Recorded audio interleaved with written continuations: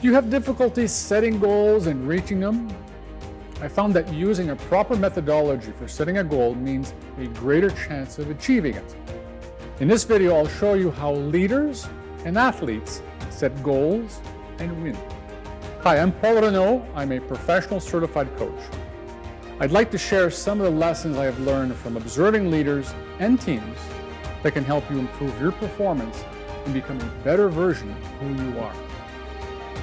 Let's look at why you should set goals, how you should set goals, and how athletes set goals to win.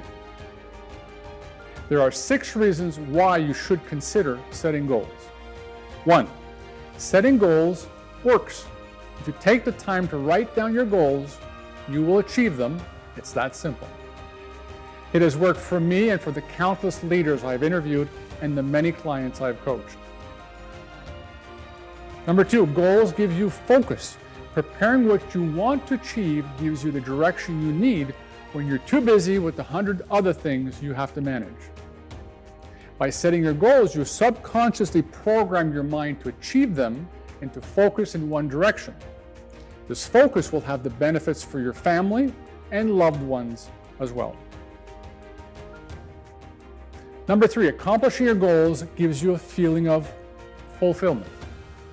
Number 4, knowing where you're going reduces stress and worry.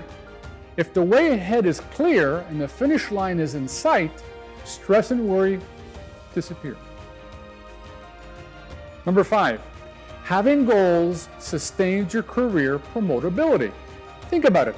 If you as a person are structured and have direction, this will reflect in your work. Your employer or clients expect you to be focused, as it means you know where you're going as a professional. Number 6, goals add order to life's priorities. Order means discipline, and with discipline comes a greater chance to succeed. Okay, great. So let's say I've convinced you of the need to set goals for yourself and you want to try, but where do you start? These 10 steps will make the goal setting process easier for you. Number 1, find an hour to sit and think about your goals without interruptions like text messages, emails, mobile phone, staff, or social media. Write these goals down on paper. Writing will help you consolidate your ideas and put your thoughts in order. Number 3, make them specific and attainable, but don't set the bar too low either. Set yourself an important challenge. Number 4, be realistic with the actual descriptions and number of goals. For example, start with 4 or 5.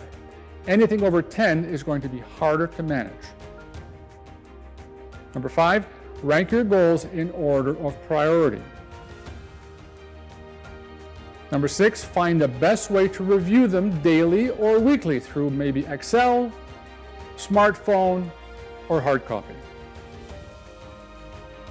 Number 7, determine a scoring method.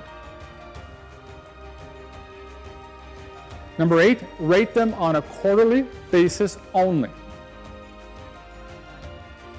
Number 9, don't be too hard on yourself. Take the glass half full attitude. And finally, number 10, reward yourself when you reach that goal. This is important. So let's see how Chris, the hero of my book, Demigods, Aliens, and Ordinary People, sets his goals. Step 1, Chris writes down his goals because, as you've probably guessed, setting goals is paramount for an Olympic athlete to win. They're non-negotiable for the athlete and they help the coach-athlete partnership. Chris then categorizes his goals as short-term, long-term, but all of them SMART, meaning specific, measurable, achievable, realistic, and time-focused. His goal, to win an Olympic gold medal. Now, Chris uses what he calls reverse engineering, that is, working backwards. He starts with the Olympic gold medal, then plans each training session to achieve this goal. For example, 9 months, try and cut 2 seconds off his best time. 6 months before the competition, cut 1.5 seconds off his best time. and maybe 3 months before the competition, cut 1 second off his best time. Step 3, big picture, planning the race. Chris developed strategies to cope with his weaknesses during the race to improve his strength and stamina for, say, example, leg number 3. So during a workout, leg number 1 is easy, 2 is fine, but 3, he knows he's getting tired, so he has to focus here to improve performance on the 3rd leg to finish on leg number 4.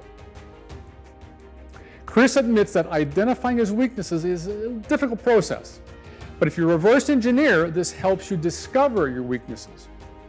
Even today, in his post-Olympic life, when applying for a job interview, he goes through the same process. On the topic of setting goals, William James, an American psychologist, physician, and author, said once, "Compared to where we ought to be, we are only half awake. We are making use of only a small part of our physical and mental resources." Stating the thing broadly, human individuals thus live far within their limits. They possess powers of various sorts which they habitually fail to use. So setting goals is a sure way of pushing your limits and winning. But like everything else when adopting a new habit, be sure to give yourself enough time. If you like what you've heard and want to learn more, join me for my other videos on my YouTube channel or website, www.paul-renaud.com. Or email me at the address on the screen to book my keynote presentation of demigods, aliens, and ordinary people.